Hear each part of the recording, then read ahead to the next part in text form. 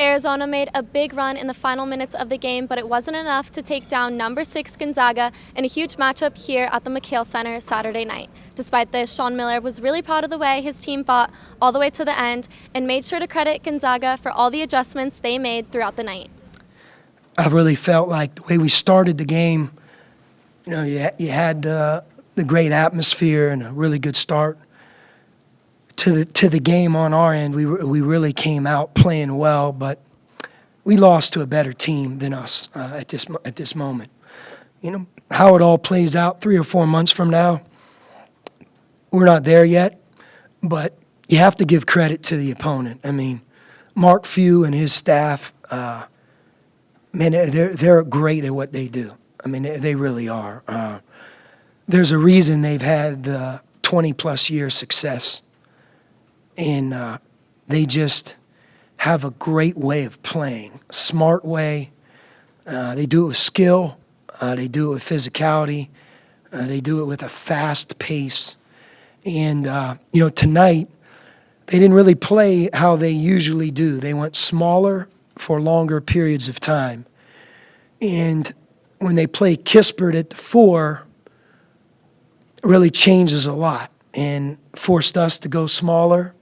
And you know what? We're just not as advanced or ready with that group as they are. I wish we were.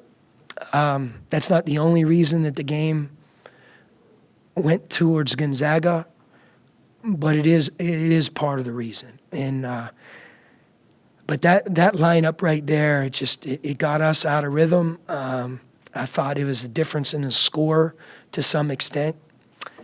And then Gilder, coming into the game, had not shot the ball well, and he hit 4 big ones, maybe 1 or 2 in transition, hit a couple corner threes, and, coming off the bench, if he knocks down threes, it gives him even additional firepower. But I just wish we were better and more equipped to deal with what they do and what they did.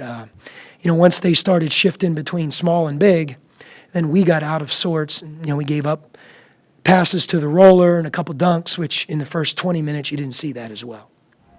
Zeke Naji had a double-double in tonight's game with 16 points and 17 rebounds, and Josh Green finished with 17 points to lead the team. But at the end of the night, a lot of the focus was on Nico Mannion, who went 3 for 20 from the field. I mean, he believes in himself. I go on practice, and he's been shooting the ball well. He's really practiced well this week, Monday, Tuesday. Thought he played great against Omaha. Did a good job on Thursday, Friday, today. And you know what? Sometimes, man, it's just as much as we all want them to go in, they didn't. And but like I said, it's very important for me to say this. This loss doesn't fall on him and his shooting. It's one of a number of things that we could have done better. I will tell you, though, usually if our team turns the ball over 6 times, we win. And if we have 1 more rebound than the other team or more, we usually win. And we did both of those tonight. It's kind of an outlier game in that our shooting hurt us. And, man, you're playing against a real team. I know Gonzaga's been great recently, but I really think they have all the makings of a real good, excellent team again this year, obviously. No, he's healthy. He definitely had an off night. I know this just because I watched closely. I mean, he had a lot of shots that he's going to make. I mean, that he's already made. And but they didn't go down tonight. And for a young guy, he shouldn't shoulder the blame of this loss. I mean, there's so many other plays and players in 40 minutes that it wasn't just him. Clearly, you want him to have a good night in a game like this, and he's going to have plenty. And tonight wasn't necessarily his best night shooting.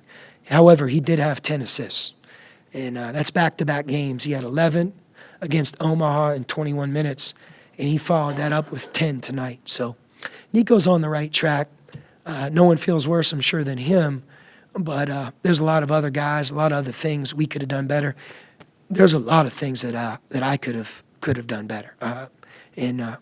But again, when things like this happen, if you're good at what you do and you're in it for the right long haul, you're going to learn, you're going to improve, you're going to grow.